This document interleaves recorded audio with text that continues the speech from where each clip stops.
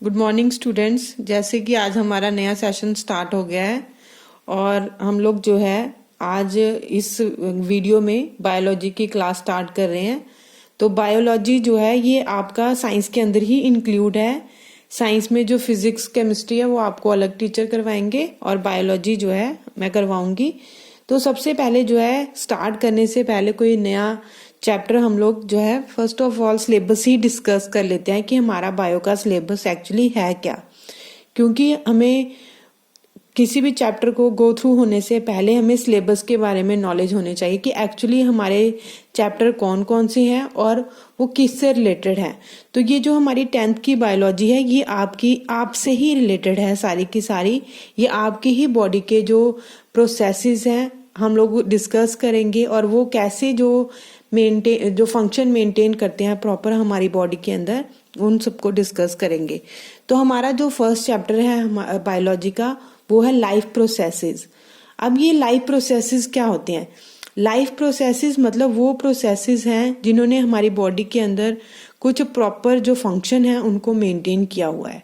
जैसे life processes में जो इम्पोर्टेंट लाइफ प्रोसेसेस की अगर हम लोग बात करेंगे तो वो है न्यूट्रिशन हो गया सबसे पहले, उसके बाद सेकंड आ गया हमारा ब्रीथिंग, उसके बाद थर्ड आ गया हमारा सर्कुलेशन और फोर्थ हमारा आ गया रिप्रोडक्शन। तो न्यूट्रिशन, रेस्पिरेशन, सर्कुलेशन और एक्सक्रीशन, ये भी जो है एक्सक्रीशन भी जो है ये एक इम्पॉर्टेंट लाइफ प्रोसेस है। तो फर्स्ट जो हमारा ये जो चैप्टर है लाइफ प्रोसेसेस, इसमें हमने 4 अलग अलग जो टॉपिक्स हैं वो डिस्कस करने हैं। जैसे फर्स्ट हमारा जो है न्यूट्रिशन करेंगे हम लोग इसके अंदर डिस्कस कि न्यूट्रिशन जो एक इम्पॉर्टेंट लाइफ प्रोसेस है बॉडी का, कि क्यों जरूरी है न्यूट्रिशन जो है हमारी बॉडी के लिए और किस तरह से हम लोग जो है न्यूट्रिशन लेते हैं, अगर हम लोग ले रहे हैं तो उससे हमें कौन कौन सी इम्पोर्टेंट चीजें मिलती हैं, वो हमारी बॉडी के लिए किस तरह से बेनिफिशियल है। तो प्रॉपर पूरा जो हम लोग डिस्कस करेंगे न्यूट्रिशन का वो फर्स्ट चैप्टर के अंदर ही करेंगे लाइफ प्रोसेसेस में। सेकेंड जो हमारा लाइफ प्रोसेस इसके अंदर डिस्कस है वो है रेस्पिरेशन। रेस्पिरेशन का क्या मतलब है? Respiration means how we can respire, सांस कैसे लेते हो आप लोग, और जब आप लोग सांस लेते हो या आप लोग सांस जो है बाहर एक्सहेल करते हो तो कौन सी चीज ऐसी है या कौन सी गैस है जो आपकी बॉडी के अंदर इनहेल होती है और कौन सी ऐसी गैस है जो बॉडी के बाहर एक्सहेल होती है। तो सिंपल सा प्रोसेस है, आप सभी को पता है। हम लोग कहते हैं कि छोटी क्लासेस से पढ़ते आ रहे हैं कि रिस्पायर का मतलब है कि ऑक्सीजन का लेना और कार्बन डाइऑक्साइड का जो है बाहर रिलीज करना। तो ये एक सिंपल ब्रीथिंग हो गई।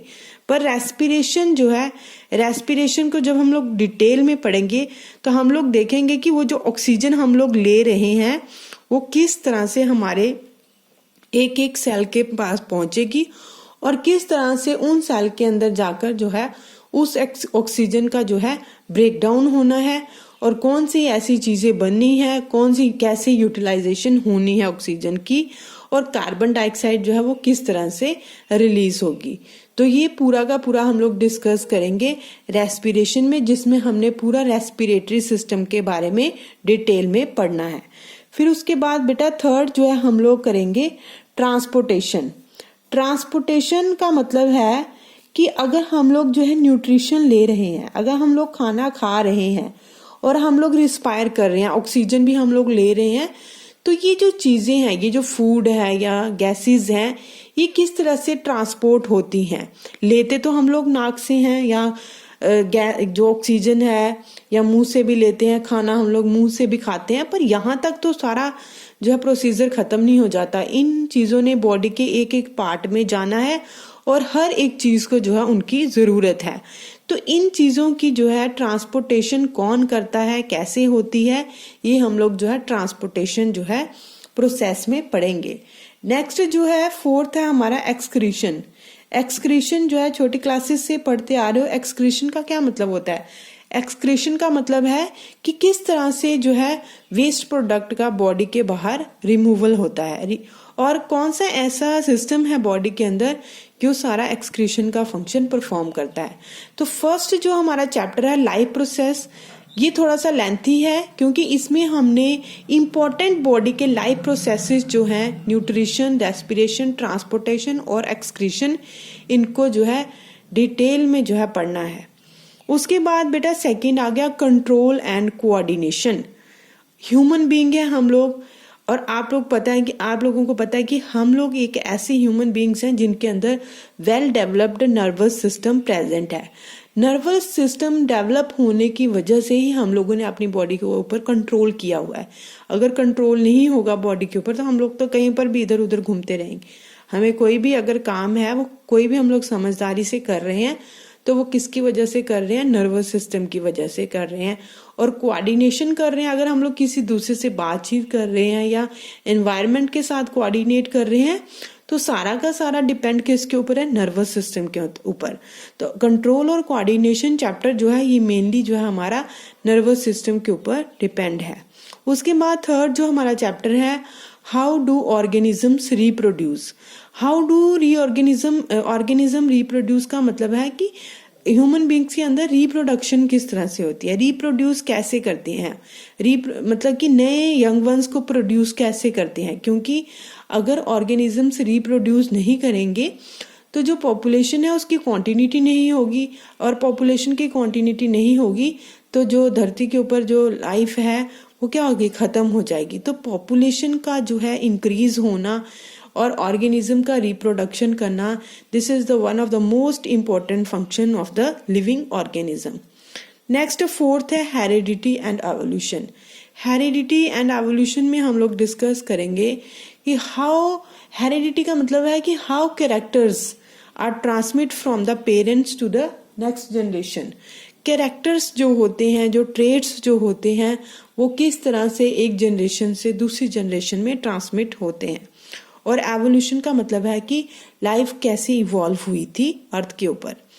नेक्स्ट आता है फिफ्थ हमारा अवर एनवायरनमेंट। और एनवायरनमेंट जो है ये आपको सभी को पता ही है कि इसमें हम जनरल एनवायरनमेंट के बारे में पढ़ेंगे, एनवायरनमेंट के कंपोनेंट्स कौन कौन से हैं, क्या हम लोग जो है किस तरह से जो है एनवायरनमेंट को डिग्रेड कर रहे हैं, प्रोटेक्ट जो है हम लोगों को किस तरह से करना है अपने एनवायरनमेंट को।